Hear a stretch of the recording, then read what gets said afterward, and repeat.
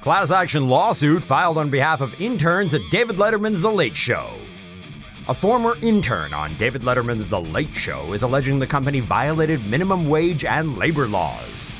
Mallory Musallam, 26, says that since 2008, interns, including herself, worked more than 40 unpaid hours a week. Internships are supposed to help people build skills for a career, but Musallam says the interns at The Late Show were simply given ordinary work that's usually assigned to paid employees. So, she's filed a class action lawsuit against David Letterman on behalf of all former interns, demanding back pay, interest, and lawyers' fees. Other big companies are in the crosshairs of interns as well, with Warner Music, Atlantic Records, Conde, Nast, and Hearst Corp all finding themselves in court. The interns are hoping for a nice fat payday should they hopefully prove The Late Show violated U.S. law criteria for unpaid internships. According to those laws, you can't just call someone an intern and turn them into an unpaid employee because, that's like slavery, and, slavery's bad. Okay.